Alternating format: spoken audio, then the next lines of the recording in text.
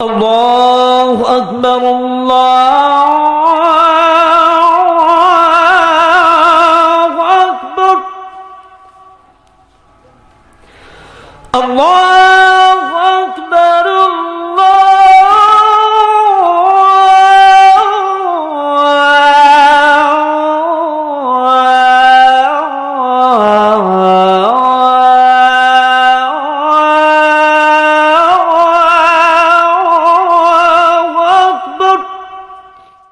نحمده ونستعينه ونستغفره ونعوذ بالله من شرور أنفسنا ومن سيئات أعمالنا من يهده الله فلا مضل له ومن يضلل فلا هادي له ونشهد أن لا إله إلا الله وحده لا شريك له ونشهد أن سيدنا وسندنا وحبيبنا وحبيب قلوبنا وطبيب قلوبنا محمدا عبده ورسوله الذي أرسله بالحق بشيرا ونذيرا وداعيا إلى الله بإذنه وسراجا منيرا أما بعد فقد قال الله تبارك وتعالى في كلامه المجيد وفرقانه الحميد أعوذ بالله من الشيطان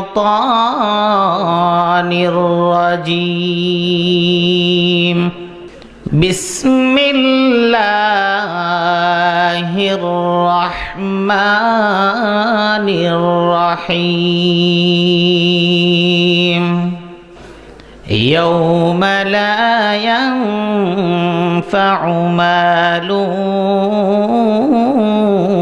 ولا بنون إلا من أتى الله بقلب سليم রামধনপুর ইসলামিয়া মহিলা দাখিল মাদ্রাসার উদ্যোগে আয়োজিত ১৬তম বার্ষিক ওয়াজ ও দোয়ার মাহফিলের সম্মানিত সভাপতি, সম্মানিত প্রধান অতিথি, মাদ্রাসার সুপারিনটেন্ডেন্ট, মাদ্রাসার আসাতিজায়ে কেরাম এবং এই এলাকার ইসলাম প্রিয়, কোরআন পিপাসু, রাসূলের প্রেমিক তাওহীদি জনতা, আল্লাহ রাব্বুল আলামিনের দরবারে লাখো কোটি শুকরিয়া যে আল্লাহ রাব্বুল আলামিন এমন একটি মহতী মাহফিলে বসার সুযোগ করে দিয়েছেন। আপনারা সকলেই খুশি আছেন তো? যেই রব আমাদেরকে এতটা নিয়ামত দিয়ে পরিপূর্ণ করে দিলেন, সেই রবের দরবারে প্রাণ খুলে শুকরিয়া আদায় করি আলহামদুলিল্লাহ। শুকরিয়া আদায় করলে নেয়ামত বাড়িয়ে দেন কে? আরো আসতে বলেন কে? আল্লাহ। আমাদের দেশে উল্টাই চলে বেশি, তাই না? আমরা এই মাহফিলে যে বসেছি, এটা কিসের মাহফিল বলেন তো দেখি? জোরে বলেন, কিসের মাহফিল? এই কিতাবের নাম কি? আল কোরআন। কিতাবের নাম কি? আল কোরআন। যেই মাদ্রাসায় আমরা মাহফিলের জন্য বসেছি, এই মাদ্রাসা হলো মহিলাদের মাদ্রাসা। মাদ্রাসায় শিক্ষা দেওয়া হয় কি? কোরআন। কি শিক্ষা দেওয়া হয়? কোরআন। তো আমরা কোরআনের মাহফিলে বসে আমরা কি সবাই ভাগ্যবান নাকি আমরা সবাই দুর্ভাগা? ভাগ্যবান। এই মজলিসে, এই মাহফিলে আল্লাহ পাক শুধু তাদেরকেই মনোনীত করেছেন যাদেরকে আল্লাহ পাক কল্যাণ দিতে চান। বলেন সুবহানাল্লাহ। এই কোরআনের কথা আজ পর্যন্ত লাখো কোটি কোটি বার বলা হয়েছে, ঠিক কিনা? কিন্তু কোরআনের কথা ভালো লাগে নাই এমন কোনোদিন হয়েছে কিনা? জোরে বলেন, হয়েছে? হয় নাই। এখন প্রশ্ন হলো, এই কোরআন সবার কাছেই কি ভালো লাগে কিনা? বলেন, ভালো লাগে না। যাদের অন্তরের মধ্যে আল্লাহর প্রেম আছে, যাদের অন্তরে আল্লাহর আনুগত্য আছে, যাদের অন্তরে রাসূলের ভালোবাসা আছে, একমাত্র তারাই কোরআনকে মহব্বত করে, ঠিক কিনা? বলেন। আর সমাজের মধ্যে এমন অনেক মানুষ পাওয়া যাবে যেই মানুষেরা মুসলমানের ঘরে জন্মগ্রহণ করেছে, কিন্তু তাদের সমস্ত কর্মকাণ্ড হলো কোরআনে কারীমের বিরুদ্ধে, ঠিক কিনা? বলেন। বহু মুসলমানের সন্তান আছে, বহু নামাজির ঘরের সন্তান আছে, বহু হাজী সাহেবের ঘরের সন্তান আছে, যারা কোরআনের মাহফিলগুলো তাদের অন্তরের মধ্যে শুল ফুটায় দেয়, তাদের রক্ত গরম হয়ে যায়, শরীরের জ্বালা ধরে যায়, ঠিক কিনা? আমরা কি ওই দলের মধ্যে থাকতে রাজি? আমরা রাজি না। আমরা থাকবো ওই দলের সাথে যেই দল কোরআনকে ভালোবাসে, যেই দল কোরআনকে মহব্বত করে, যেই দল কোরআনের সমাজ প্রতিষ্ঠা করতে চায়। আমরা সকলে রাজি আছি। কোরআনের দলে, কোরআনের পক্ষে কাজ করার কপাল লাগে, ঠিক কিনা? আল্লাহ রসুলের সাথে এমন এমন মানুষগুলো ছিল যাদের জন্য কোরআন গ্রহণ করা সহজ একটা কাজ ছিল, কিন্তু ওদের কপাল পোড়া, ওদের কপালে কোরআন শয় নাই। আর যার কপালটা সুন্দর ছিল, ভাগ্যবান ছিল, সেই ওমরে ফারুক, ওমর ইবনুল খাত্তাব রাদিয়াল্লাহু তাআলা আনহু। আল্লাহ পাক তাকে কোরআনের হেদায়েত দিয়ে তাকে আমিরুল মুমিনিন হিসেবে কবুল করেছেন। বলেন সুবহানাল্লাহ। এই যুগেও অনেক মানুষ আছে যারা মুসলমানের ঘরে জন্মগ্রহণ করে কোরআনের বিরোধিতা করে, তাফসীরের বিরোধিতা করে, মাদ্রাসার বিরোধিতা করে। আজকে যেখানে সারা বাংলাদেশের স্কুলগুলো, বিভিন্ন ধরনের বালিকা বিদ্যালয়গুলোর বিভিন্নভাবে স্যাংশন করা হচ্ছে, কিন্তু এই মাদ্রাসার মতো অসংখ্য মহিলা মাদ্রাসা, পুরুষ মাদ্রাসা, বালক মাদ্রাসা, বালিকা মাদ্রাসা রয়েছে, যেই মাদ্রাসার দিকে এই সমাজের কর্তা ব্যক্তিদের তাকাবার কোনো ইচ্ছা এবং কোন ধরনের সদিচ্ছা আমরা দেখতে পাচ্ছি না। যদি তাদের সদিচ্ছা হতো তাহলে প্রত্যেকটা মহিলা মাদ্রাসাগুলো সুন্দর অবয়বে, সুন্দর সুরম্য স্থাপনায় এই সমস্ত প্রতিষ্ঠানগুলো দাঁড়িয়ে যেত, ঠিক কিনা? বলেন। এর কারণ কি জানেন?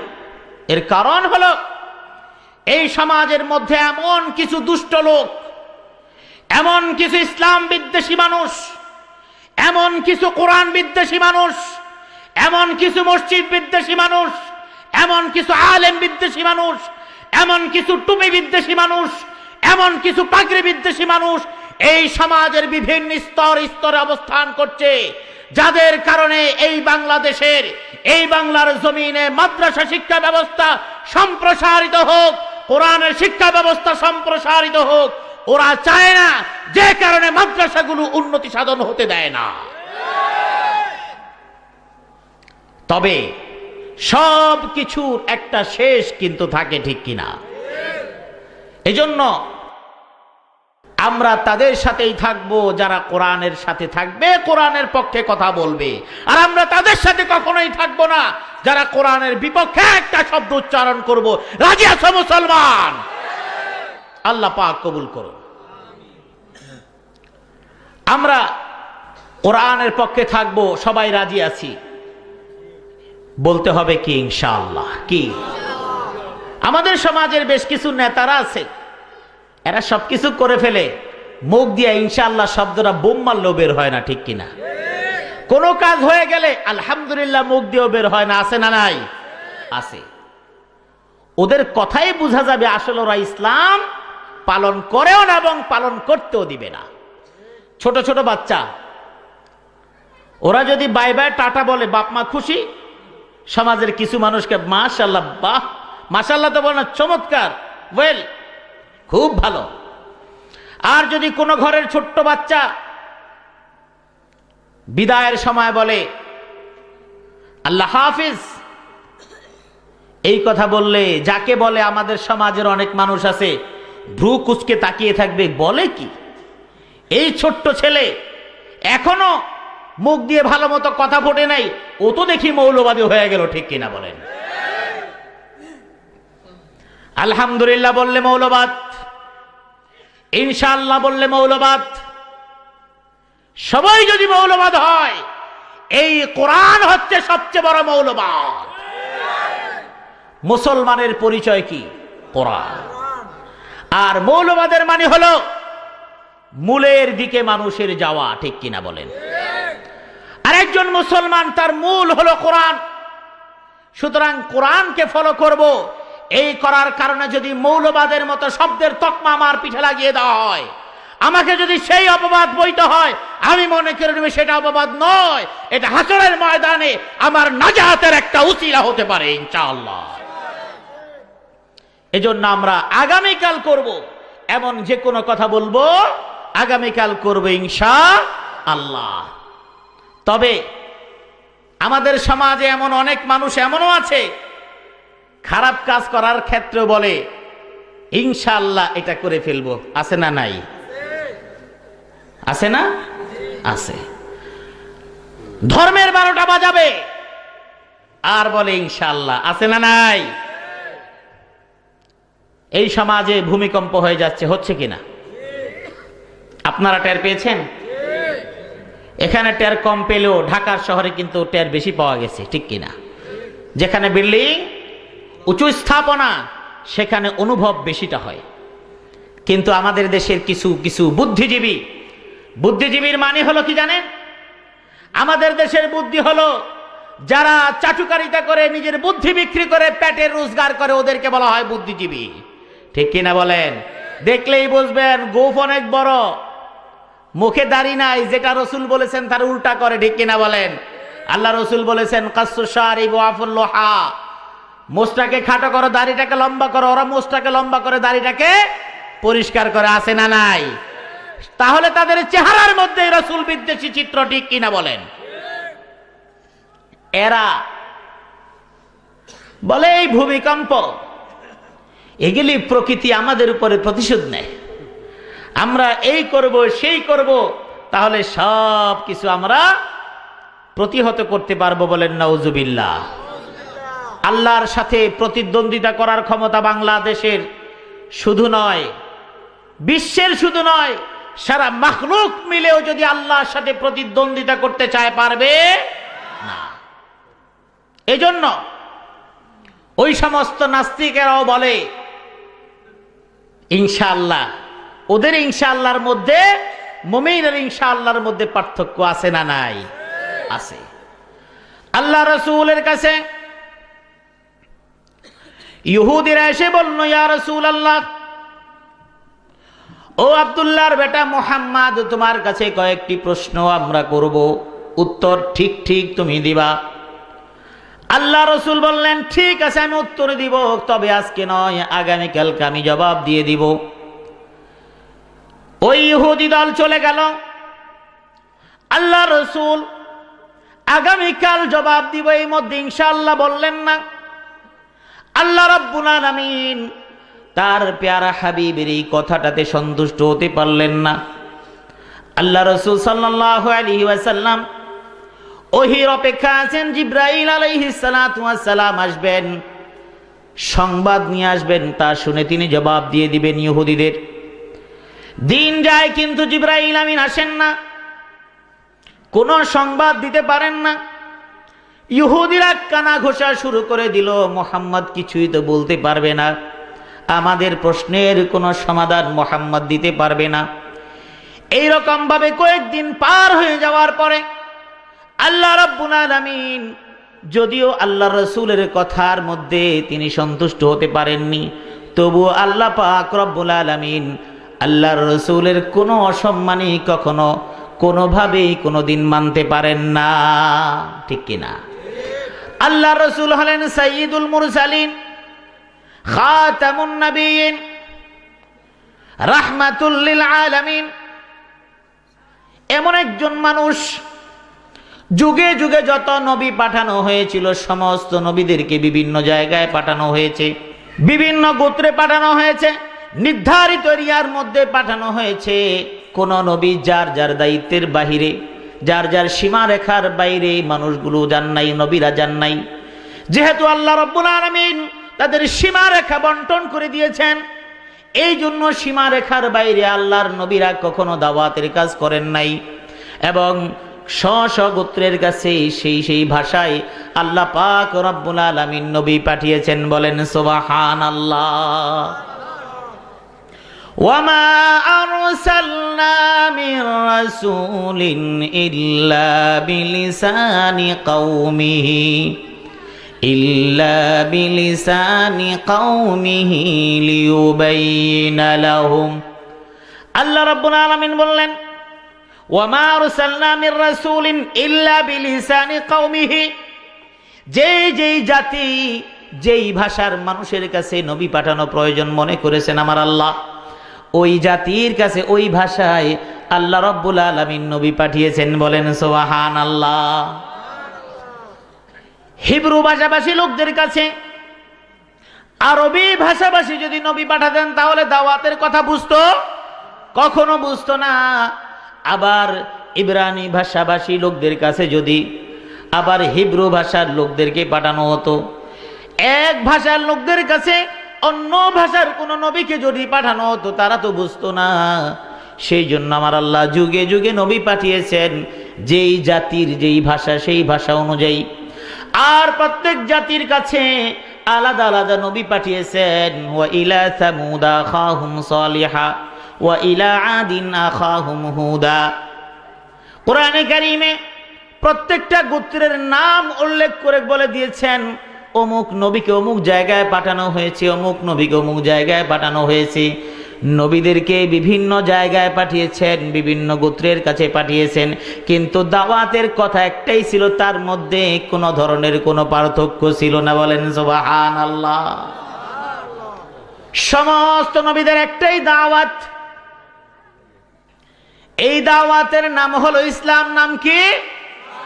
এই দাওয়াতের নাম হলো ইসলাম। মানুষ মনে করে নিয়েছে ইসলাম শুধুমাত্র রাসূলের সময় থেকে শুরু হয়েছে। ইসলামের যাত্রা যেই দিন সর্বপ্রথম পৃথিবীর সর্বপ্রথম মানুষ, সর্বপ্রথম নবী আদম আলাইহিস সালাতু ওয়াস সালামকে পাঠিয়েছেন, ওই দিন আল্লাহ রাব্বুল আলামিন তাকে চলার জন্য যে বিধান দিলেন তার নাম হলো ইসলাম। বলেন সুবহানাল্লাহ। এই জন্য ইব্রাহিম আলাইহিস সালাতু ওয়াস সালামের ব্যাপারে বলা হয়, মা কানা ইব্রাহিমু ইয়াহুদিয়্যাও ওয়ালা নাসরানিয়্যা ওয়ালাকিন কানা হানিফাম মুসলিমা ওয়া মা কানা মিনাল মুশরিকিন। আল্লাহ পাক বলছেন, মা কানা ইব্রাহিমু ইয়াহুদিয়্যাও ওয়ালা নাসরানিয়্যা। ইব্রাহিম ইহুদি সম্প্রদায়ভুক্ত ছিল না, খ্রিস্টান সম্প্রদায়ভুক্ত ছিল না। ওয়ালাকিন কানা হানিফাম মুসলিমা, বরং তিনি হলেন একনিষ্ঠ একজন মুসলমান। ওয়া মা কানা মিনাল মুশরিকিন, আর ইব্রাহিমের সম্পর্ক কোন মুশরিকের সাথে কোন সময় কখনো ছিল না। বলেন সুবহানাল্লাহ। মুসলমানের সম্পর্ক কোনদিন মুশরিকের সাথে হতে পারে? জোরে বলেন, পারে না। মুশরিকের সাথে কোনদিন মুসলমানের সম্পর্ক হতে। আমাদের সমাজে অনেক ব্যক্তিবর্গ রয়েছেন যারা তাদের পারিবারিক বন্ধন গ্রহণ করার জন্য মুসলমান পাত্রও খুঁজে পান না, মুসলমান পাত্রীও খুঁজে পান না। আছে না নাই? জোরে বলেন, আছে না নাই? সুতরাং যিনি তার সম্পর্ক স্থাপন করার জন্য মুসলমানকে বাদ দিয়ে অন্য মুশরিকদেরকে বেছে নেন, বুঝতে হবে তার মুসলমানের প্রতি কোনো ধরনের ভালোবাসা থাকতে পারে না।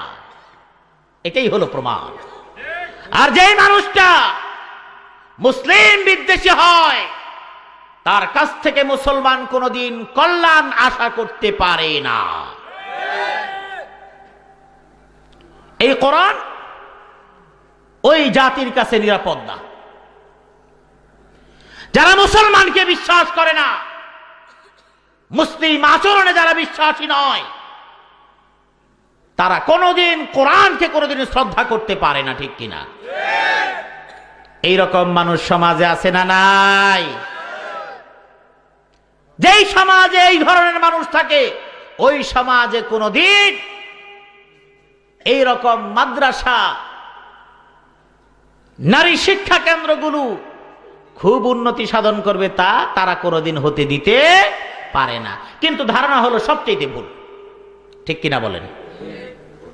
আমাদের সমাজে নারীরা এগিয়ে যাচ্ছে, মানুষ মনে করে কখন যদি কোনো নারী জিন্সের প্যান্ট আর গেঞ্জি পরে রাস্তায় বের হতে পারে, এই সমাজের এক শ্রেণীর মুসলিম নামধারী কুলাঙ্গার ওরা তখন মনে করে নেয় জাতি এগিয়ে যাচ্ছে, ঠিক কিনা?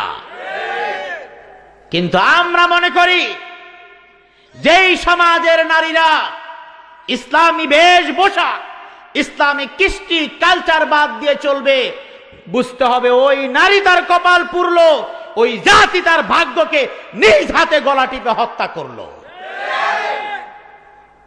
আর একটি জাতি যদি তার ভাগ্যের উন্নয়ন চায়, তাহলে নারীদেরকে যদি কোরআনের শিক্ষায় সুশিক্ষিত না করে, ওই জাতি কোনোদিন আগাতে পারবে না, ঠিক কিনা?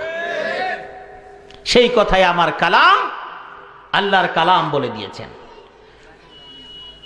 মানুষ মনে করে আমার মেয়ে উচ্চ শিক্ষায় শিক্ষিত হয়ে যাবে, আমার ছেলে উচ্চ শিক্ষায় শিক্ষিত হয়ে যাবে, আমার একেবারে পোয়াবারও হয়ে যাবে।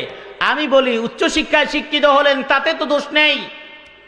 কোরআনবিহীন, রাসূলের সুন্নাহবিহীন যে উচ্চ শিক্ষা, সেই উচ্চ শিক্ষায় পোয়াবারো নয়, আপনার 12 থেকে 12.5টা বাজিয়ে দিবে, ঠিক কিনা বলেন? আল্লাহ রাব্বুল আলামিন এই জন্য বলেছেন ইয়াউমা লা ইয়ানফাউ মালুন ওয়ালা বানুন ইল্লা মান আতাল্লাহা বিকলবিন সালিম। আল্লাহ রাব্বুল আলামিন কোরআনে কারীমের ওই আয়াতের মাধ্যমে বোঝাচ্ছেন, ও আমার জাতি, ও আমার উম্মতেরা, আল্লাহ রাসূল সাল্লাল্লাহু আলাইহি ওয়াসাল্লাম এই আয়াত নাজিল হওয়ার পরে উম্মতদেরকে বুঝিয়ে দিলেন, ও আমার উম্মত শোনো, আমার আল্লাহ বুঝিয়ে দিলেন ইয়াউমা লা ইয়ানফাউ মালুন ওয়ালা বানুন, তোমার সম্পদ তোমার কাজে আসবে না আখিরাতে, ওয়ালা বানুন, তোমার সন্তানও কোনো কাজে আসবে না। শুধু আখিরাতেই নয়, মুফাসসিরিনে কেরাম বলেছেন আল্লাহ রাব্বুল আলামিন তার ক্ষমতা এত ব্যাপৃত, এত বিশাল ক্ষমতার মালিক তিনি। শুধু আখিরাতেই নয়, দুনিয়ার জিন্দেগিতেও আল্লাহ রাব্বুল আলামিন মাঝে মাঝে বুঝায় দেন, তোমার সন্তান আছে কোনো কাজে লাগে না, তোমার ধন দৌলত আছে তোমার কোনো কাজে লাগে না। হয় কিনা বলেন? আল্লাহ রাব্বুল আলামিন এই জন্য মাঝে মাঝে কিছু মিস কল বান্দাকে দিয়ে দেন। বান্দা যদি সতর্ক না হয় তাহলে কয়েকবার মিস কল দিবেন। মিস কলের পরে ডাইরেক্ট কল যখন দিবেন, বান্দা সামান্যতম কোনো তওবা করার সুযোগ পাবে না। আল্লাহ রাব্বুল আলামিন ওই সামান্য মিস কল যখন দেয়, বনি আদম এমন নিজেকে আত্মভোলা, আল্লাহর নিয়ামতের না শুকরিয়া অকৃতজ্ঞ বান্দা যখন একটু মিস কল দেয়, একটু সতর্ক করে দেয়, তখনই কেবল আল্লাহকে ডাকে, ঠিক কিনা? বিপদে পড়লে আল্লাহকে ডাকে, বিপদ সরে গেলে আল্লাহকে ভুলে যায়, ঠিক কিনা?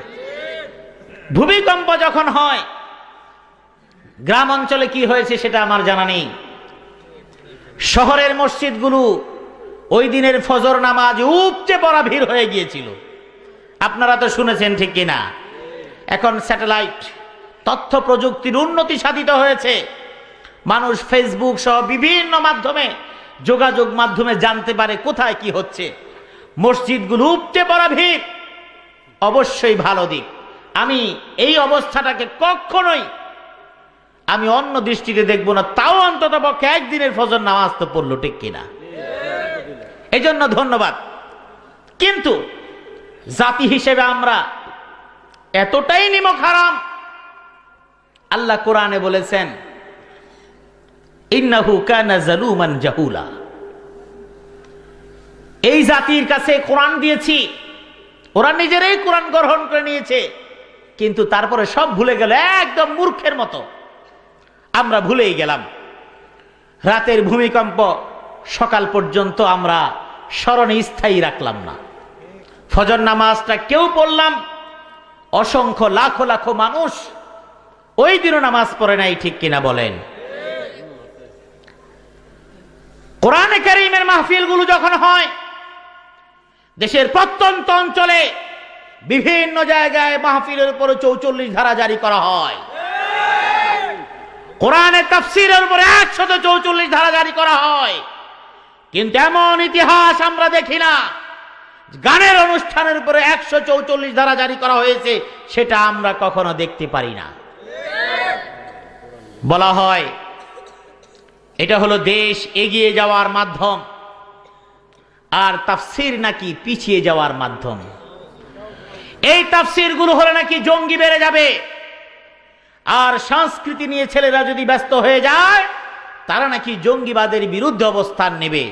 আমি বলতে চাই এই কথাটা সম্পূর্ণ একটা মিথ্যা এবং বানোয়াট কথা। কোরআন মানুষকে জঙ্গি নয়, কোরআন মানুষকে শান্ত রহমত হিসেবে আল্লাহ পাক বানিয়ে দেন। বলেন ঠিক আছে কিনা? কোরআন যেখানে শান্তি সেখানে। এই কোরআনের মাহফিল বাংলাদেশে যত প্রান্তে হয়, আজও পর্যন্ত দেখেছেন হঠাৎ যদি বিদ্যুৎ বিভ্রাট হয়, একটা শব্দ নাই, সবাই যার যার হাতের লাইট, মোবাইলের টর্চ লাইট জ্বালিয়ে জিকিরে মশগুল হয়ে যায়, ঠিক কিনা? আর যাদের সিনেমা দেখার অভ্যাস আছে, আমি শুনেছি সিনেমার হলে নাকি এমন হইলে হই হই শুরু হয়ে যেত, ঠিক কিনা? অনেকে জি বলবে না, কারণ বললে হুজুর জেনে যাবে আমিও সিনেমা দেখছি। যাই হোক, বলার দরকার নেই। গানের অনুষ্ঠানে যদি বিদ্যুৎ বিভ্রাট ঘটে কি অবস্থাটা হবে আপনি একটু ভাবতে পারেন? যার যার পকেটে যা আছে কিছুক্ষণ পরে দেখবে নিজের পকেটে কিছুই নেই, সব আরেকজনের পকেটে। যদি হাত দিতে দিতে বের করার আগেই যদি কারেন্ট এসে যায়, ধরে ফেলে, তখন বলবে ভাই মনে করছিলাম এটা আমার পকেট, এই জন্য দিছিলাম, ঠিক কিনা? আর যদি নয়, মহিলাদের উপস্থিতি তো হয়, এমন ঘটনা ঘটলে কোন মহিলা ইজ্জত নিয়ে বেঁচে আসার সম্ভাবনা খুব কম, ঠিক কিনা বলেন? এরপরেও নাকি বলে, অথচ কোরআনের তাফসীর মাহফিলগুলোতে সারা বাংলাদেশে পুরুষের তুলনায় 1000 গুণ বেশি মহিলা শ্রোতার সমায়েত হয়, ঠিক কিনা বলেন? এত মহিলাগুলো আসে, তারা তাফসীর মাহফিল শুনে রাত 11টা 12টার সময় নির্বিঘ্নে তারা তাদের বাড়িতে চলে যায়। কোনো মা কোনো বোন কখনো তাদের নিজের ইজ্জত এবং তাদের কোনো কিছুই নিয়ে তারা কখনো আতঙ্কগ্রস্ত হয় না, ঠিক কিনা বলেন? কারণ তারা মাহফিল থেকে যখন ফিরে, একই রাস্তার এক সাইড দিয়ে মায়েরা যাচ্ছেন, ওই রাস্তার আরেকটা পাশ ধরে ভাইয়েরা যাচ্ছেন, কেউ কারো দিকে তাকাচ্ছে না, কেউ কারো দিকে কোনো ইঙ্গিত করছে না, সবার জবানে অন্তরের মধ্যে জিকির আছে না নাই? এত সুন্দর পরিবেশ, শয়তানকে হায় রে হায়, এই পরিবেশ তো থাকতে দেয়া যায় না। এই পরিবেশ যদি থাকে তাহলে সমাজটা সুন্দর হয়ে যাবে। আমি চাই এমন সমাজ, যেই সমাজের নষ্টামি বাড়বে, ঠিক কিনা বলেন? যে কারণেই বিভিন্ন উৎসবের নামে যখন বিভিন্ন ধরনের অপকাণ্ড হয়, তখন সুন্দর করে ভিডিও ফুটেজের মাধ্যমে খোঁজ করা হয় ওই জায়গার মধ্যে এমন কোন একজনকে পাওয়া যায় কিনা যার খোসা খোসা দাঁড়িয়ে আছে, ঠিক কিনা বলেন? এটা পাইলে খুব সহজে বলা যাবে দেখো মৌলবাদীদের কাজ। খবর নিয়ে যায় দেখবেন ওরা সবাই নাস্তিকবাদীদের দলের লোক, ঠিক কিনা বলেন? খায় দায় জব্বর, মোটা হয় সান নিয়ে। এটা হলো আমাদের ইতিহাস। এই জন্য আমার আল্লাহ বললেন, ওয়াইদা কুরিআল কুরআনু ফাসতামিউ লাহু ওয়া আনসিতু লাআল্লাকুম তুরহামুন। যখন কোরআনে কারীম তোমাদের সামনে তেলাওয়াত হয়, যদিও আল্লাহ রাব্বুল আলামিন ইমামের পিছনে কিরাত যখন মুক্তাদি শুনবে, তাকে লক্ষ্য করে যখন আয়াত নাজিল করা হলো, মুফাসসিরিনে কেরাম বলেছেন, এই কোরআনে কারীম যেই সময়, যেই মুহূর্তে, যেখানে কোরআনে কারীমের তেলাওয়াত হোক না কেন, একজন মানুষ, নারী কিংবা পুরুষ যেই হোক না কেন, ওই কোরআনের কথাগুলো যদি কান দিয়ে শ্রবণ করে বুঝার চেষ্টা করে, আল্লাহ রব্বুল আলামিন বলেছেন, এই কারণে ওই মানুষগুলোর উপরে আল্লাহ পাক রব্বুল আলামিন রহমত বর্ষণ করতে থাকেন। সুবহানাল্লাহ। এই জন্য কোরআন যেখানে আল্লাহ পাক শান্তি অবতীর্ণ করেন, সেখানে ঠিক কিনা? আজকের সারা বাংলাদেশে মাদ্রাসা, শত শত মাদ্রাসা আছে না নাই? আছে। বড় বড় আলিয়া মাদ্রাসা যেমন রয়েছে, বড় বড় কওমি মাদ্রাসা আছে। হাজার হাজার ছাত্র সেখানে লেখাপড়া করছে। এটা দেখে আমাদের সমাজের অনেক মানুষ আছেন যাদের মাথাটা ঘুরে পিছনে চলে যাচ্ছে। হায় হায়, মাদ্রাসায় তো বেড়ে যাচ্ছে, মাদ্রাসায় ছেলেপেলেরা পড়ে কেন? তারা খুঁজেই পান না। খুঁজে তো পাবেনই না, কারণ মাদ্রাসায় পড়ার কারণে সন্তানদের কাছ থেকে কি পাওয়া যায় সেটা বুঝার জন্য কপাল লাগে, ভাগ্য লাগে, ঠিক কিনা বলেন? যার কপালে কোরআন নাই, সারাদিন গোষ্ঠেও ওই সৌভাগ্যের কপাল তাদের কপালে কোনোদিন জুটবে না। দুর্ভাগ্য এই জাতির, ইসলাম প্রিয় মানুষ যাদের দ্বারা সমাজের একটা বিভ্রান্তি হয় না, যাদের দ্বারা সমাজের মানুষ কখনো কষ্ট পায় না। মাদ্রাসার হাজার হাজার তালেবে ইলম, যেই তালেবে ইলম আজ পর্যন্ত এমন রিপোর্ট খুঁজে পাওয়া যায় নাই, অমুক মাদ্রাসার দাওরায়ে হাদিসের ছাত্র, মাদ্রাসার বাউন্ডারির সীমারেখার মধ্যে যেই সমস্ত দোকানপাটগুলো আছে, বিশেষত হোটেলগুলো আছে, দাওরায়ে হাদিসের ছাত্ররা সেই হোটেল থেকে সিঙ্গারা খেয়ে টাকা দেয় নাই, এমন ইতিহাস কোন পত্রিকায় আপনারা পেয়েছেন? পান নাই। এমন ইতিহাসও পান নাই কোন আলিয়া মাদ্রাসার কিংবা কোন কওমি মাদ্রাসার ছাত্ররা থাকার জন্য সিট পায় নাই, এই সিট দখলের জন্য মারামারি করে একটা ঠ্যাং কেটে ফেলেছে, হাত কেটে ফেলেছে, কান কেটে ফেলেছে, এমন কোন ইতিহাস আপনারা শুনেছেন? শুনেন নাই। এমন কোন ইতিহাস এত বড় বড় মাদ্রাসাগুলো রয়েছে, কেউ কোনোদিন শুনে নাই ওই সমস্ত মাদ্রাসার তালেবে ইলম শিক্ষার্থীরা শিক্ষকদের উপর আক্রমণ করেছে, এমন কোন ইতিহাস কেউ কোনোদিন শুনেছেন? শুনেন নাই। আরে আক্রমণ তো দূরের কথা, মাদ্রাসায় পড়ুয়া তালেবে ইলম শিক্ষক চোখে দেখে না,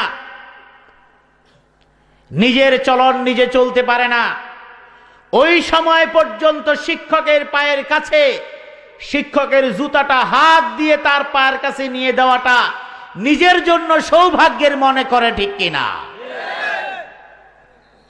নাম্বার 4,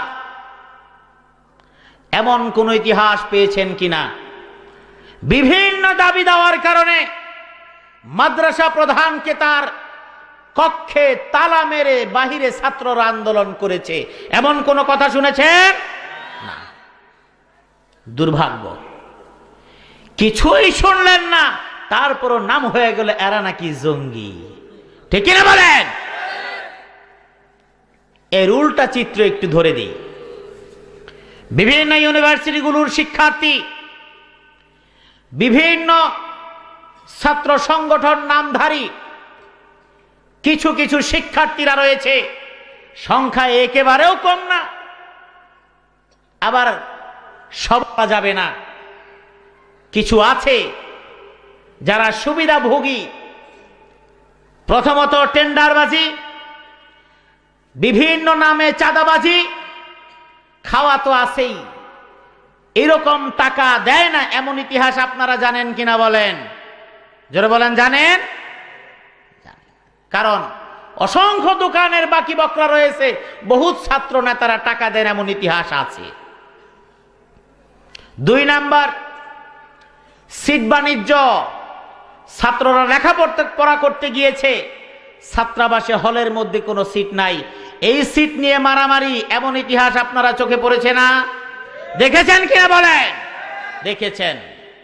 3 নাম্বার, এমন ইতিহাস আমরা দেখেছি, বারবার দেখেছি, ছাত্র দ্বারা শিক্ষক লাঞ্ছিত হয়েছে এবং লাঞ্ছিত হওয়ার পর তারপরে আফসোসে বলেছে, আমার তো মনে চায় আমি গলায় রশি দিয়া মরে যাই। ঠিক কিনা বলেন? আমার তখন বলতে ইচ্ছে করছিল, আপনার মতো শিক্ষক, আপনাদের মতো শিক্ষক যারা জাতিকে বিভ্রান্ত করছেন, যারা মুসলিম জাতিসত্তার সভ্যতা সংস্কৃতিকে জলাঞ্জলি দিয়ে নাস্তিক্যবাদীর দিকে এগিয়ে নিয়ে যাচ্ছেন, নতুন প্রজন্মকে, নতুন ছাত্র সমাজকে আপনাদের মতো শিক্ষকদের গলায় রশি দিয়েই মরা উচিত।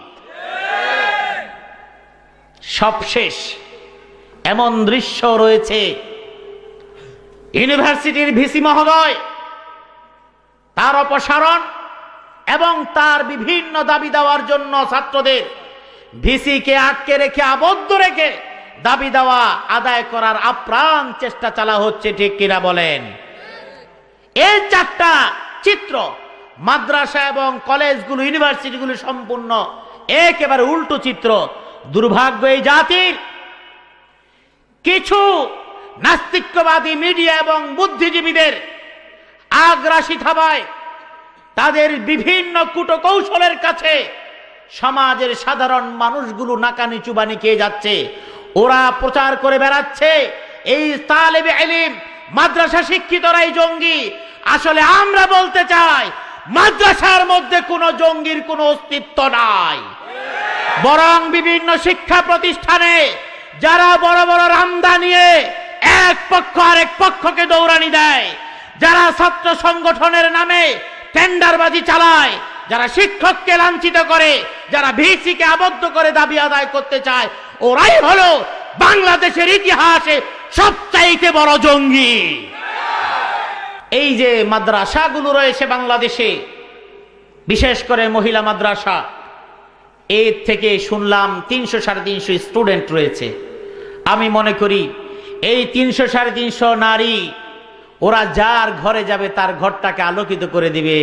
বলেন সুবহানাল্লাহ। ঠিক কিনা বলেন? জাতি গঠিত হয় মায়ের উপর নির্ভর করে। ঠিক কিনা?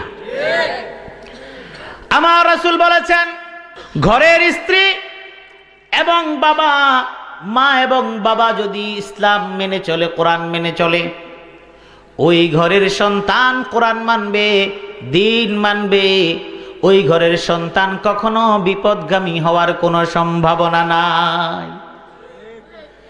এই জন্য আল্লাহ রাব্বুল আলামিন আল্লাহ রসুলকে সর্বপ্রথম আদেশ দিলেন, ও রসুল, আপনি নামাজের আদেশ করবেন আপনার পরিবারকে। ওয়ামুর আহলাকা বিসসালাতি ওয়াসতাবির আলাইহা লা নাসআলুকা রিজকা নাহনু নারযুকুকা ওয়াল আকিবাতু লিত্তাকওয়া। আল্লাহ পাক বলে দিলেন, তুমি তোমার পরিবারকে নামাজের আদেশ করো, তোমাদের কারো কাছে আমি রিজিক চাই না, বরং রিজিকের সরবরাহ করেন কে? আল্লাহ। আর যেই নারী রাস্তা দিয়ে অশালীন ভাবে চলে যাবে, দায়ভার কার? বাবা এবং কার? বাবা এবং মার। আমাদের সমাজে দেশ এগিয়ে যাচ্ছে বলে, নারীরা এগিয়ে যাচ্ছে সেজন্য তুলনা করা হচ্ছে, নারী পুরুষ সমানে সমান হয়ে গেছে। আমিও দেখলাম যে আসলেও সত্য। আপনারা আমার সাথে একমত কিনা বলেন?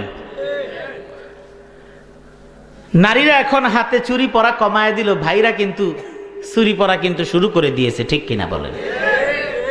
আছে না নাই? আমার বোনেরা কানের দুল কমায় দিলেও আমার ভাইরা চিন্তা করলো, আমাগো কানগুলো এত খালি থাকে, একটু পড়লে দোষটা আসছে নাকি? আছে না নাই?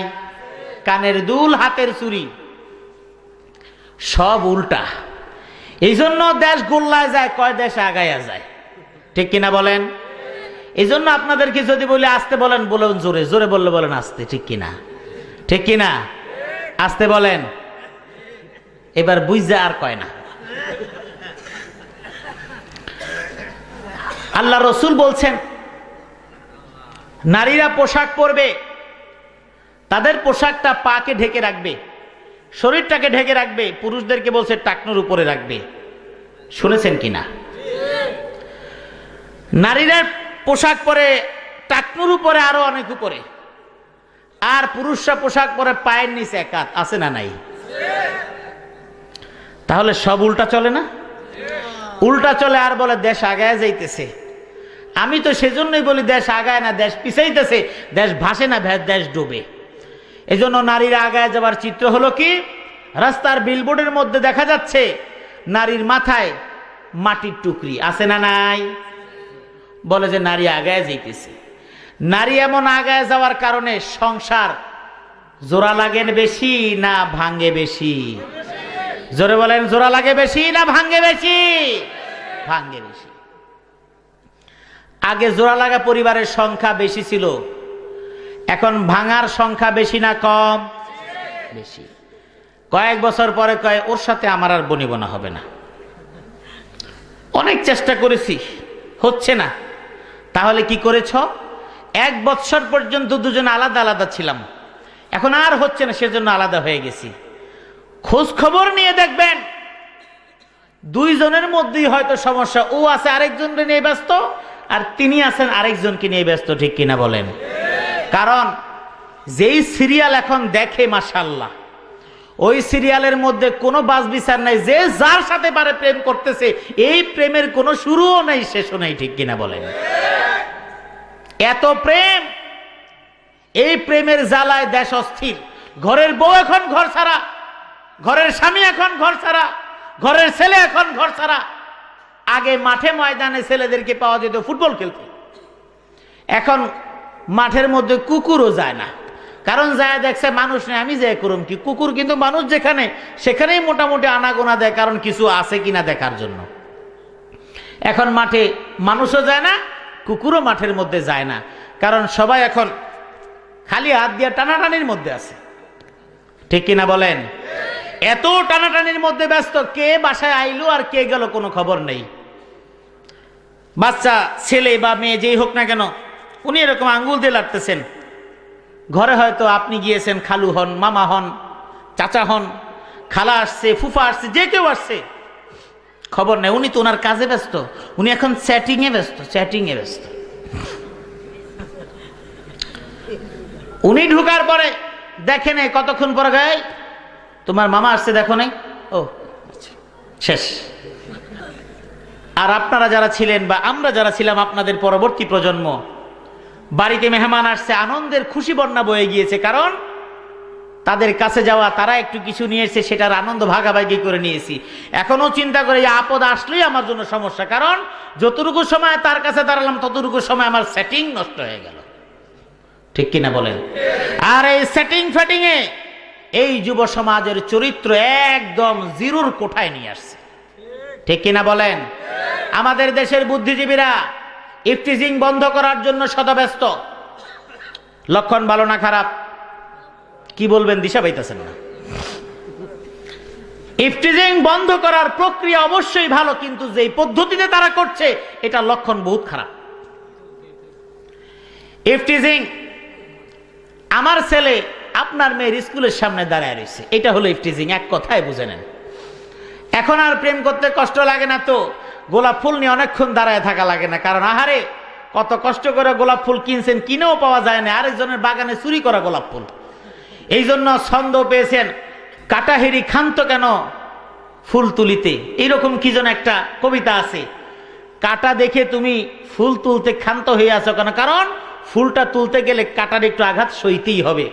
আবার এই কাটার আঘাত সইতে গিয়া অনেকে বুঝেছে কাটা যেমন আঘাত পেতে হয় ফুলটা ধরার জন্য, প্রেমিককে পাওয়ার জন্য এমন কিছু কষ্ট সহিতেই হয়। এই জন্য সয়ে নিয়েছে কোনোদিন দৌড়, কোনোদিন পালানো, কোনোদিন গাছে ওঠা। কারণ ফুল নিয়ে দাঁড়ায় রয়েছে, তাকায় দেখছে ওনার আকাঙ্ক্ষিত কেউ আসছে না, আসছেন ওনার বাবা। পিছনে খাল, সামনে বিল, যাবে কোথায়? সামনে নারকেল গাছ, আল্লাহ ভরসা, পিছনে রেখা সোজা নারকেল গাছে ওঠো। কতক্ষণ পরে মাছ পথে যায় থাইমা রয়েছে, নিচে এসে বলে, কিরে কুদ্দুচ্ছা, তুই নারকেল গাছে কি করস? না কাকা, নারকেল পারুম।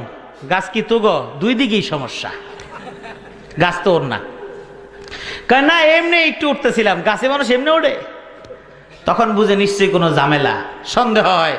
পরের দিন তাকে তাকে থাকে, যায় দেখে ঠিকই সব বাড়ি বাদ দিয়ে এর বাড়ির পুকুরের পাড় দিয়া ঘুরে। সময় লাগতো, কষ্ট লাগতো, এখন সব শেষ। এখন উল্টা নাম্বারে ডায়াল করলে কোনো না কোনো এক জায়গায় যায় পৌঁছে, আল্লাহর রহমতে, চিন্তার কোনো কারণ নেই। আমাদের বুদ্ধিজীবীরা ইফটিজিং বন্ধ করবে। ইফটিজিং বন্ধ করার জন্য ওনারা সিদ্ধান্ত নিলেন, আমরা সমাজ থেকে ইফটিজিং বন্ধ করে দিতে চাই। সেই জন্য ওনারা একটা কালো পতাকা তৈরি করলেন, বুকের মধ্যে কালো ব্যাজ ধারণ করলেন। এবার তারা শুরু করলেন মৌন মিছিল। মৌন মিছিলের মানে হলো চুপচাপ তারা শুধু হাঁটবে, কোনো কথা বলবে না, মুখের মধ্যে স্কচ টেপ মারা। প্রথম কথা হলো, এই মৌন মিছিল ঠৌন মিছিলের ইসলাম কিংবা মানুষের পরিবর্তনের জন্য সামান্যতম কোনো অবদান রাখতে পারে না। এই মৌন মিছিল ঠৌন মিছিলের মানে হলো জাতিকে এক নাম্বার ভোদাই বানানো ছাড়া আর কোনো এর কারণ নাই। এরপরে 1 মিনিট নীরবতা পালন ইফটিজিং এর বিরুদ্ধে। দুটো জিনিস, একটা হলো মৌন মিছিল, আর একটা হলো 1 মিনিটের নীরবতা। সমস্ত ফকিদের বক্তব্য, হাদিসের কথা, সমস্ত সাধারণ মানুষ বুঝে। বিবাহের ক্ষেত্রে পাত্রীর অনুমতির যে বিষয়টা রয়েছে বিভিন্ন ফিকহের কিতাবের মধ্যে আছে, একেবারে স্পষ্ট অক্ষরে লেখা, ওয়া ইজনুহা সামাতুহা ওয়া বুকাউহা। বলছে নারীর সম্মতি বুঝবা কেমনে? নারীর কাছে গিয়ে বলবা, এই জরিনা, তোমাকে পাশের গ্রামের আব্দুর রহিমের ছেলে অমুকের সাথে তোমার বিবাহ ধার্য করা হচ্ছে, আমরা দেওয়ার চিন্তা ভাবনা করছি, তাকে জানানো। এখন সে যদি প্রতিবাদ করার মতো অবস্থা হয়, অর্থাৎ সে রাজি না, বা ওই ছেলে সম্পর্কে সে জানে তার স্বভাব চরিত্র ভালো না, তাহলে বলবে যে আব্বা আমি এটা করব না। আর যদি মুখের উপরে কেউ বলতে না পারে, তাহলে অন্তত পক্ষে কেঁদে কেঁদে মার কাছে গিয়ে বলবো, মাগো এমন একটা ছেলে তোমরা আমার জন্য নির্বাচন করলা, অথবা কাদার কারণে বলতেই পারবে না। কিন্তু যদি এটা শোনার পরে একটু মুস্কি হাসি দেয়, তার মানে বুঝে নিতে হবে কাম হয়ে গেছে। যদি চুপ থাকে, বুঝতে হবে কাজ হয়ে গেছে। সুতরাং আমাদের বুদ্ধিজীবীরা যখন মৌন মিছিল করেন আর নীরবতা পালন করেন, আমাদেরও বুঝতে বাকি থাকে না, ওরে সন্তানরা তোরা চালায়া যা, আমরা আছি তোদের সাথে, আমরা চুপচাপ তোদের কোনো বিরোধিতা করব না, ঠিক কিনা? এই সব ভণ্ডামি বাদ দিয়ে এরা যদি একবারের জন্য বলে দেয় ইসলামী অনুশাসন, এটাই হলো ইফটিজিং বন্ধের অন্যতম মাধ্যম। চোরকে বলে চুরি কর, গৃহস্থরে বলে তুই হজাক থাক, বলে ইফটিজিং বন্ধ করতে হবে। আর ওদিক দিয়ে বলে কুইয়ের 18 বছরে কোনো বিয়ের নামই নেওয়া যাবে না, বিয়ে দিবা 32 বছর বয়সে। কুড়িতে বুড়ি নয়, এই কথা আছে না নাই? আছে। যে কারণে হাজার ধরনের সমস্যা। একটা মেয়ে যখন উচ্চ শিক্ষায় শিক্ষিতা হয়ে যাচ্ছেন, উচ্চ শিক্ষার বিপক্ষে নই, অবশ্যই মায়েরা উচ্চ শিক্ষিত হলে আমাদের সন্তানেরাও শিক্ষা তাদের কাছ থেকে পেয়ে ধন্য হবে, কিন্তু সেই শিক্ষার সাথে ইসলামী মূল্যবোধ থাকা চাই। উচ্চ শিক্ষিতা হয়ে গেলেন, কিন্তু আমাদের সমাজে মাস্টার্স পাস ছেলের সংখ্যা মেয়ের তুলনায় অনেক কম, ঠিক কিনা বলেন? এমন উচ্চ শিক্ষিতা মেয়ে, তাকে বিয়ে দেওয়ার জন্য যখন পাত্র খোঁজা হচ্ছে, দেখা যাচ্ছে এই পাত্র এমন উচ্চ শিক্ষিত পাওয়া যাচ্ছে না, যে কারণে তার চাইতে আন্ডার ডিগ্রিওয়ালা মানুষ তাতেই বিয়ে করতে হয়। এরপরে যখন বিবাহিত জীবনে ঢোকে, তখন প্রথমেই ধাক্কা খায়, তুমি জানো কি, লেখাপড়া তো কিচ্ছু করে না, মূর্খের জাত, এক কথায় শেষ। আছে না নাই? নাম্বার 2, একজন শিক্ষিতা নারী দেশ এগিয়ে যাওয়ার প্রধান মাধ্যম হলো তাকে কর্মক্ষেত্রে পুরুষের সমান তালে এগিয়ে যেতে হবে। সুতরাং পুরুষ চাকরি করে 20,000 টাকা বেতনে, নারীর চাকরি করবে 30,000 টাকা বেতনে, দুইজনের কামাই মিলে 50,000। এমন একজন স্বামী এবং স্ত্রী, দুইজন সচেতন মানুষ, সমান অধিকারের মানুষ, দুজনই কর্মক্ষেত্রে, স্বামীর চেয়ে স্ত্রীর বেতন কোনো অংশে কম না, 10,000 বেশি।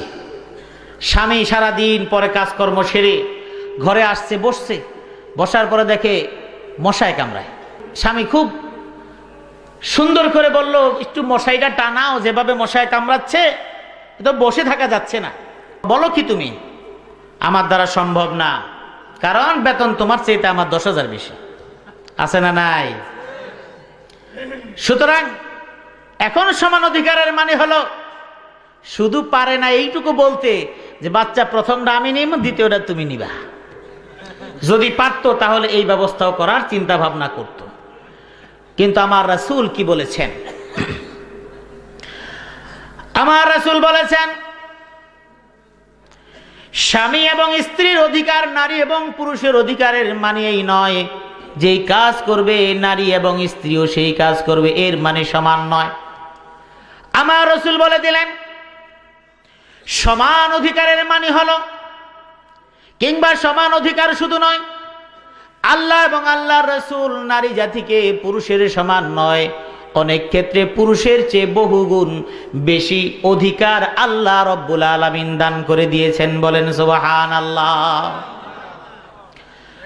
আল্লাহ রব্বুল আলামিন বলেছেন, লিররিজালি নাসীবুম মিম্মা তারাকাল ওয়ালিদানি ওয়াল আকরাবুন ওয়ালিন-নিসাই নাসীবুম মিম্মা তারাকাল ওয়ালিদানি ওয়াল আকরাবুনা মিম্মা কাল্লা মিনহু আও কাসুর নাসীবাম মাফরুদা।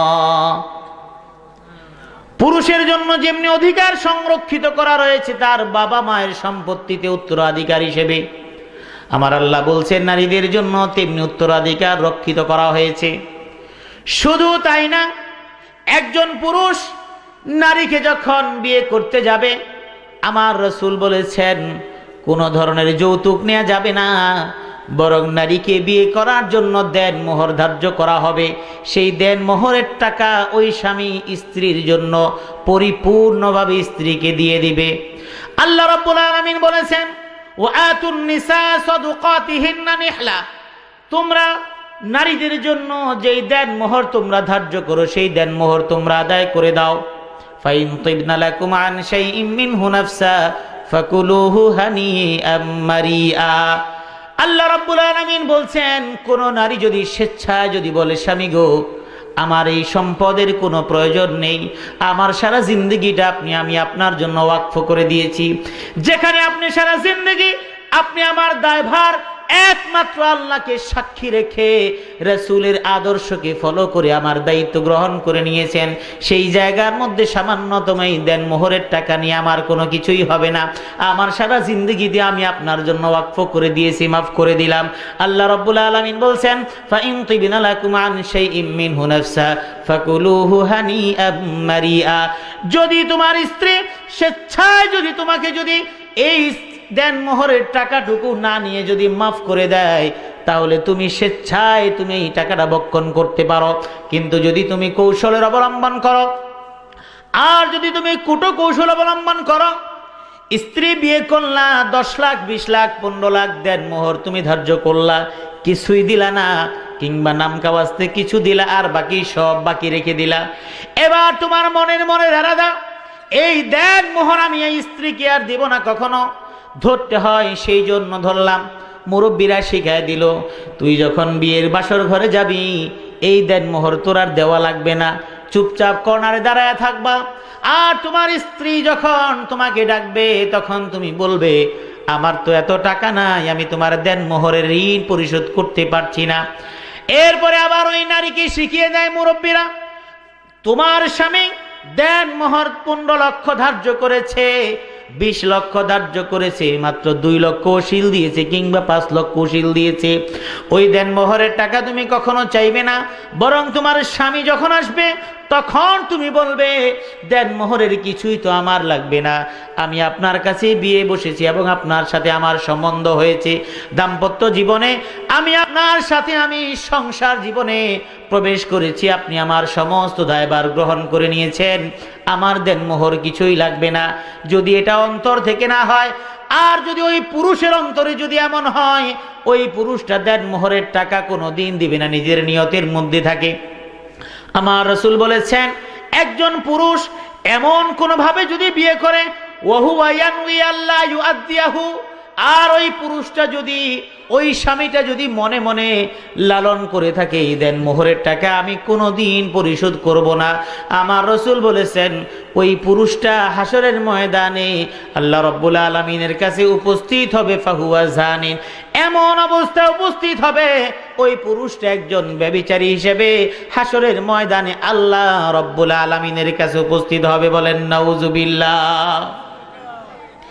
এই জন্য আমার রাসূল বলে দিলেন শোনো ও স্বামীরা, শোনো তুমি তোমার স্ত্রীর প্রতি কিভাবে তুমি খেয়াল রাখবে। আনতুতিমাহা ইদা তাইনতা ওয়া তাকসুহা ইদা ইকতাসাবতা ওয়ালা তাদরিবিল ওয়াজহা ওয়ালা তুকাব্বিহ ওয়ালা তাহজার ইল্লা ফিল বাইত। আল্লাহ রাসূল বললেন ও পুরুষ, তুমি তোমার স্ত্রীকে ওই মানের খাবার খাওয়াবে যেই মানের খাবার তুমি স্বামী হিসেবে গ্রহণ করবে। ওয়া তাকসুহা ইদা ইকতাসাবতা, তুমি যেই মানের পোশাক পরবে তুমি তোমার স্ত্রীদেরকেও সেই মানের পোশাক পরাবে। ওয়ালা তাদরিবিল ওয়াজহা, কখনো স্ত্রীকে আঘাত করবে না, চেহারার মধ্যে আঘাত করবে না। যদি তুমি বলো হুজুর আপনি জানেন না কত বড় বেয়াদবকে নিয়ে ঘর সংসার করি, আমার আল্লাহ কোরআনে কারীমের মধ্যে বলে দিয়েছেন এমন যদি কোনো স্ত্রী হয় যে স্ত্রী স্বামীর কথা শুনে না, যে স্ত্রী স্বামীর অবাধ্য আচরণ করে, তার জন্য আমার আল্লাহ কোরআনে কারীমের মধ্যে 3টা পদ্ধতি বাতলে দিলেন। আল্লাহ পাক বললেন ওয়াল্লাতি তাখাফুনা নুশুজাহুন্না ফাইজুহুন্না ওয়াহজুরুহুন্না ফিল মাদাজি'i ওয়াদরিবুহুন্না ফাইন আতা'নাকুম ফালা তাবগু আলাইহিন্না সাবিলা। কোন নারী যদি স্বামীর অবাধ্যতা করে ফেলে, অবাধ্য আচরণ করে ফেলে, আর স্বামী যদি কোনোভাবেই তাকে যদি সংশোধন করতে না পারে, 1 নম্বরে আমার আল্লাহ বলে দিলেন ফাইজুহুন্না, প্রথমত স্বামীর দায়িত্ব হলো ওই স্ত্রীকে সুন্দর কথা বলবে, উপদেশ দিবে। আর উপদেশের পদ্ধতি আমার আল্লাহ কোরআনে কারীমে বলে দিলেন উদউ ইলা সাবিলি রাব্বিকা বিল হিকমাতি ওয়াল মাউইযাতিল হাসানা ওয়াজাদিলহুম বিল্লাতী হিয়া আহসান। ও বান্দারা, তুমি যখন দাওয়াত দিবে কাউকে তখন একমতের সাথে দাওয়াত দিবে, মেজাজ খেয়াল করবে কোন সময় তোমার স্ত্রীর মেজাজটা নরম থাকে, কোন সময় তোমার স্ত্রীর কাছে নামাজের কথা বললে তোমার স্ত্রী নামাজ পড়বে, কোন সময় তোমার স্ত্রীর কাছে কোরআনের কথা বললে কোরআন পড়বে, কোন সময় তোমার স্ত্রীর কাছে পর্দার কথা বললে তোমার স্ত্রী পর্দার কথা মানবে। এই অবস্থা বুঝে শুনে তুমি তোমার স্ত্রীকে সর্বপ্রথম তাকে উপদেশ দিবে। এই উপদেশ দেওয়ার কারণে তোমার স্ত্রী যদি সংশোধিত না হয় ওয়াহজুরুহুন্না ফিল মাদাজি, তুমি তাহলে তার থেকে বিছানাটা আলাদা হয়ে যাও। বিছানা আলাদা হয়ে যাওয়ার মানে বলবেন হুজুর বিছানা আলাদা করে দিলে তো আরো সুবিধা হইব। এখন বাংলাদেশে এই ফোনের কারণে সংসার তো ভেঙে চুরচুর হয়ে যাচ্ছে। একজন বিয়ে করে রেখে যায়, কিছুদিন পরে আইসা দেখে বউ তার বাড়িতে নেই, বউ চলে গেছে আরেকজনের বাড়িতে। আছে না নাই? জোরে বলেন আছে না নাই? এটা দেখেও আমাদের দেশের এক শ্রেণীর কুলাঙ্গারেরা বলে ইউরোপ আমেরিকা যেমন তার আগায় যাচ্ছে আমরাও আগায় যাই।